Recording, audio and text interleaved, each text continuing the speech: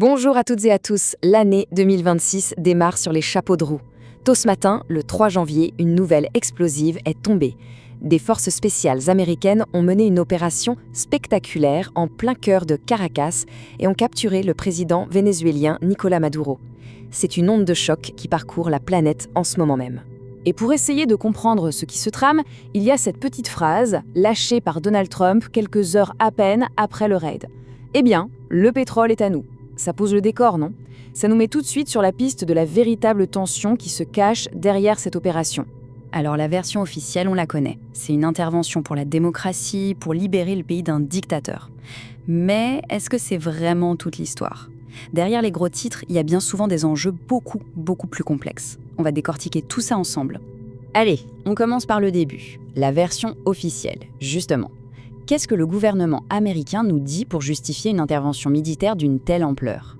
D'après le secrétaire d'État américain Marco Rubio, l'objectif était clair, démanteler un État qualifié de narcoterroriste. L'argument est simple, direct. Le Venezuela serait devenu une menace pour la sécurité des États-Unis. Et les accusations sont lourdes, très lourdes. On parle de Maduro comme le chef du cartel Los Soles. On l'accuse d'inonder sciemment les États-Unis de drogue. On parle aussi bien sûr de corruption généralisée, de violation des droits de l'homme et du fait que sa présidence est jugée illégitime. Bref, on a un tableau très clair qui est présenté. Le bien contre le mal. Mais est-ce que ça suffit vraiment à tout expliquer? Et c'est là qu'on bascule vers autre chose.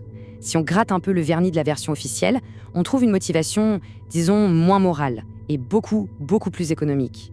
Une motivation qui vient des profondeurs de la terre vénézuélienne. Ce chiffre, il faut vraiment le garder en tête. 303 milliards de barils. Ce sont les réserves de pétrole prouvées du Venezuela.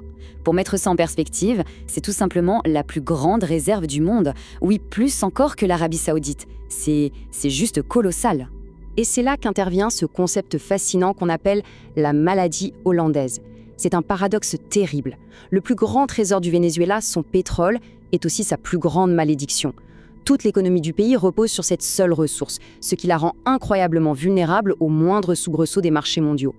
Et cette chronologie, elle illustre parfaitement le problème. Depuis les émeutes du Caracazo en 89, provoquées par une hausse du prix de l'essence, jusqu'à l'effondrement des prix du pétrole sous Maduro, on voit bien comment cette dépendance à l'or noir a littéralement pavé la voie vers la crise terrible que le pays connaît aujourd'hui. Bon, maintenant, on va dézoomer un peu. On quitte l'économie vénézuélienne pour regarder le grand échiquier géopolitique. Parce que pour comprendre ce qui vient de se passer, il faut remonter à une politique américaine vieille de 2 siècles. La fameuse doctrine Monroe. Depuis 1823, les États-Unis considèrent l'Amérique latine comme leur arrière-cour, leur précaré. C'est la base historique, le fondement même de leur droit autoproclamé à intervenir partout sur le continent quand ils estiment que leurs intérêts sont en jeu. Et attention, ce n'est pas que de la théorie. Loin de là. Le Chili en 73, la Grenade en 83, le Panama en 89, le raid sur Caracas n'est pas un événement sorti de nulle part. En fait, il s'inscrit parfaitement dans une très longue série d'interventions américaines pour s'assurer que les gouvernements de la région restent bien alignés. On a parlé histoire, on a parlé politique, mais le vrai secret, le détail technique qui change absolument tout, il se cache dans la nature même du pétrole vénézuélien. Et ça, c'est le point crucial de toute cette affaire. Et voilà le truc. On dit le pétrole, mais en réalité, il y a des pétroles. Et cette petite nuance, c'est une bombe géopolitique. Parce que le plus important, ce n'est pas seulement d'avoir les réserves sous ses pieds, c'est d'avoir les outils, les raffineries, capables de le transformer en produits utilisables. D'un côté, on a le pétrole léger, comme celui de l'Arabie Saoudite. Il est fluide, facile à raffiner, c'est le top. De l'autre, il y a le pétrole vénézuélien. Il est extra lourd. Imaginez un truc épais, comme de la mélasse, très difficile et très coûteux à traiter.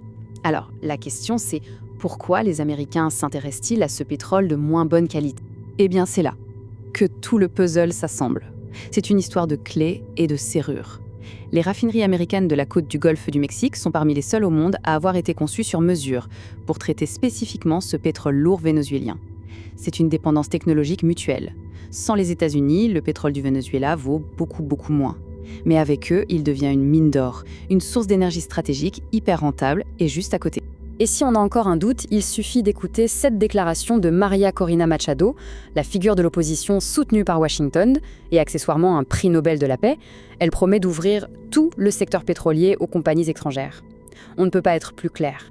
Le lien entre le changement de régime et le contrôle des ressources est ici limpide. Allez, dernière partie.